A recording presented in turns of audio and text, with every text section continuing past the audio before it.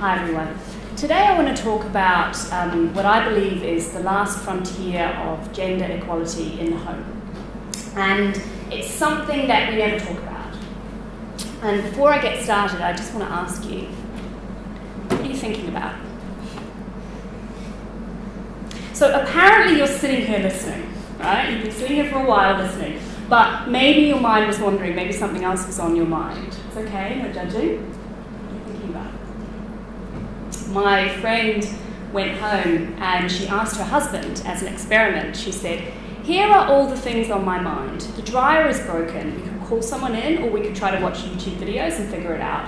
In the fridge, there's some fish, which is definitely 2 days past its due date. We could probably still eat it, but it would have to be tonight. In the bathroom, there's a plant which is about to die if someone doesn't water it. Also, the wok is going to rust unless we clean it properly and probably reseal it. We might have to watch another YouTube video. Your mum's birthday card, did you post it? And the wedding we went to 3 weeks ago, we actually didn't get them a wedding present. I'm overdrawn and I think you might be too." And her husband said, "Yeah, mine's all work stuff." That is mental load. What I want to talk about today is the fact that the mental load is not equally distributed. The mental load is much more often borne by women, particularly women with kids. And I know that there are lots of different types of households out there. There are gay couples, there are single mums and dads, there are friends living together. But what I'm going to talk about in this talk is the situation that I deal with most often, which is a working mum and dad with kids. So, at my company, Koru Kids, 97% of our users are mums, women. And we recently conducted an ethnographic study of our users. We got an experienced ethnographer and we sent her into the homes of our users for 3 weeks to observe their lives. And she reported back that it was mums who took the strain of the mental well-being of the whole family on their shoulders. Now, this is not just about the fact that the mums did more work in the home. They did. But we've known that for decades. That's not that interesting. What she found out, and what I want to talk about today, is the fact that they did something that was invisible. They did the project planning. Even in households where men and women thought that they were equal, they were doing the same amount of physical work, in fact they weren't. And even when the woman was the one who was earning more in her paid job. So, what is mental load? Mental load is split attention. It's having lots of things on your mind. It's having to remember to pick up the eggs and label the kids' PE kit and do the Christmas shopping and plan the meals and deal with all the school communications. And when it's essentially project management. And when it's in the workplace, that's what we call it, project management, or we call it just management. It's an entire job when it's in the workplace. But when it's in the home, we don't really have a word for it. So if anyone has ever said to you, "I don't know why you're so upset that the house was untidy, you just needed to ask," you're the one who had to ask. Guess what? You're the project manager. So after seeing the results from the ethnographic study, I started seeing examples of mental load everywhere. A friend of mine has got children aged 8 and 10 and she works full time. And the night before the school holidays, her husband said to her, "So what are the kids doing this week?" I was recently at a wedding and got talking to a mum and dad, the small kids, and I asked them what they'd done earlier that day, and the dad said, "Oh, we just chilled out at the hotel, it was nice, it was relaxing." He went off to get a drink, and the mum sort of said to me, just holding the baby, sort of over the baby's head, she said, "Well, I've spent the whole day planning for this wedding. You know, what toys can I bring with the kids to keep them quiet during the ceremony? Can they walk from the ceremony to the reception, or is it too far? If I bring the buggy, is it going to get bogged down and muddy in the fields? Then where am I going to put it? Just how's this whole thing going to work?" That's the invisible project management that no one can see, the mental load. I heard so many stories like this that I did something dramatic. I quit my job. I was the CEO of a healthcare company, and I started noticing all of this. This was before the ethnographic study. And I set up Koru Kids with the mission, part of its mission being to reduce the mental load in the home. We deliver great childcare, and in so doing, we aim to take on as much of the burden of mental load as possible. So, here's the thing we know about humans.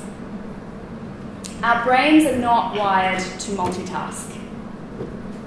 Even if you think you might be a good multitasker, actually, you're probably just single-tasking in quick succession. Actually, our brains can only focus on one thing at a time. And constantly planning the back of your mind carries a huge mental cost. There was a study at the University of London of multitasking, and in that study, it's a big study, in that study, subjects who multitasked had their IQs drop by 15 points, and that is the equivalent of missing an entire night's sleep. Some of the subjects ended up at the cognitive level of an 8-year-old, which is scary. I know 8-year-olds. So, can we calm a busy mind? Yes, of course that's possible. And there's lots of advice out there on how to do it. One particularly popular bestseller puts it like this. A Zen master was asked, how do you maintain your serenity in the face of all the pressures of the world? And he answered, I never leave my place of meditation. He meditated in the morning, and he carried that serenity with him all day in his mind and in his heart. Okay. So that Zen master is not a mom. I try to meditate. I pretend to be asleep in the morning. It lasts about 7 minutes. It's my me time. And then I get woken up, usually by this, poking me in the face. Our ethnographer looked at mum's mornings, and they're a little different to the Zen masters. She said, days start early, and it is a Herculean effort to get the children out of bed, fed, all their stuff ready, out the door, hair done, teeth brushed, your own hair done, your own bag packed, maybe a bit of toast if you're lucky. Evenings are not much easier. Mums arrive home tired, they're hit by a wall of parenting when they arrive home. The children need to be loved and responded to, they download their day, homework needs to be supervised, again, dinner needs to be cooked, laundry, tidying done, school projects supervised, admin like insurance renewed, and finally it might be dinner time, and finally it might be bedtime at the end of that. And then there's time confetti. Journalist Bridget Schulzer coined the term time confetti to refer to the 5 minutes here and 10 minutes there, which you can't really do anything with. They're kind of like scraps of time. I first started thinking about this talk when I was on the plane. And I was with my family. My husband was holding the baby. The baby kept on crying. The baby threw up 4 times. He wasn't ill, that is just what babies do. My husband reached for the wipes to deal with the vomit situation, knocked over his wine, strangers started helping him. I tried to pretend they were not my family, there was not vomit on my shoulder from earlier. My 3-year-old was struggling, meanwhile I could see out of the corner of my eye, she was struggling with her juice, and I could see where this was going to end. I was trying so hard to carve out time for real work, and I had time confetti. So,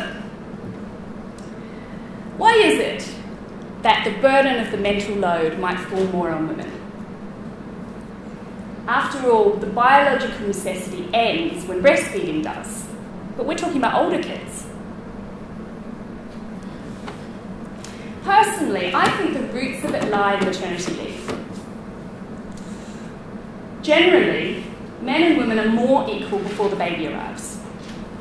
And then what happens is, the mum takes a bit of time off, and over time she becomes ever more expert in household project management. She goes back to work, usually, at the end of the maternity leave, but she never quite gives up that project management role. You can see this as the case by dipping any toe into any parenting waters. 90% of all Facebook groups about parenting are called something something mums. And I know this because I'm in about 400 of them. The other 10% are called parents or mums and dads. I set up a WhatsApp group for the parents of the children at my daughter's nursery. I invited all of the parents, and hundreds of messages later, there has been exactly one from a dad. I checked. Also, it was my husband, and that feels relevant. So, what can we do about this? Lots of things. Here are 10. Number 1, we can make the invisible more visible. We should talk about this. It is a job.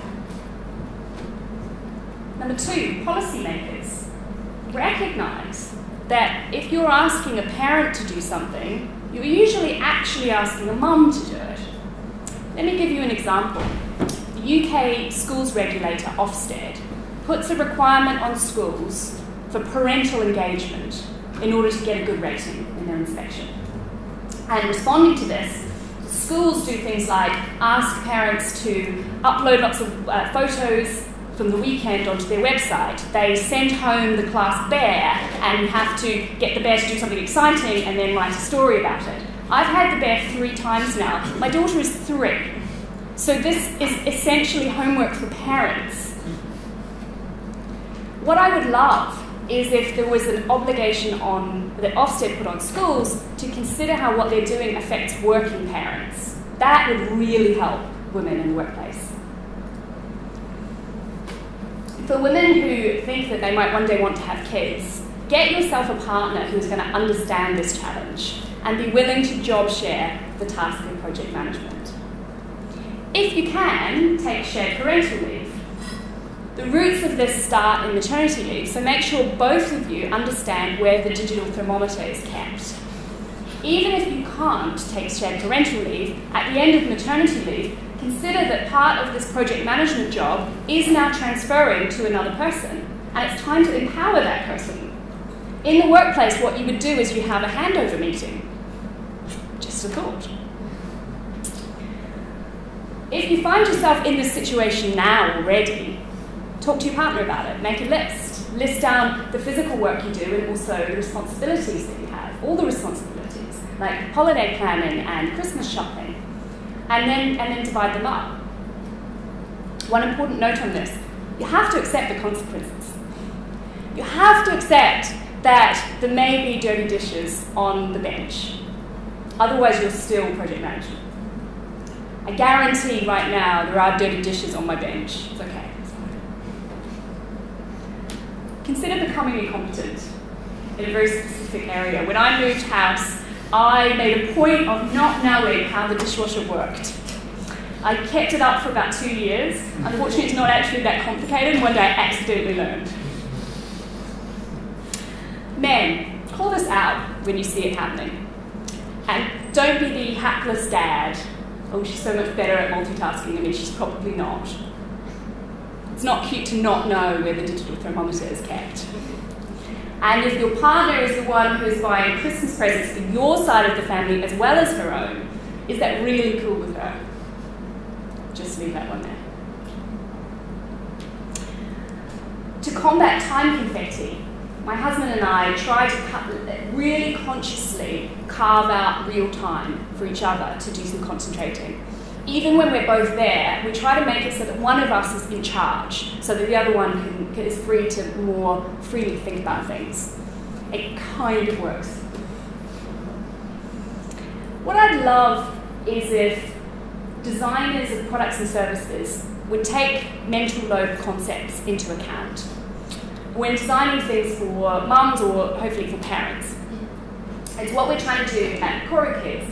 We have as one of our central design concepts the fact that parents are distracted and they're busy and they're probably doing lots of things all at once. And there's a lot that service designers could do to tie things together, curate options, connect the dots. Even better, what I would love to see is us trying to eliminate mental load altogether. Until now, that has not been possible. Previous waves of technology have all been about physical tasks, things like washing machines. But now, we are at the dawn of an unprecedented era in machine learning and artificial intelligence. And it should actually be increasingly possible if people who are building these kind of things train their attention on this problem to make inroads into it. That's what we're trying to do at Koru Kids. We are designing our service, we're training our nannies to take on problem-solving roles within the home. And we are designing the rest of our systems to take on as much of the paperwork as we possibly can. So, this is not the biggest issue in women's equality around the world, but it is a really widespread issue in lots of households, rich and poor. I'm part of a relatively privileged group. Went to a good university, built a career, married men who aspire to be equal. And yet, even when it looks like everything has been won, it hasn't been won. And this is where it falls down.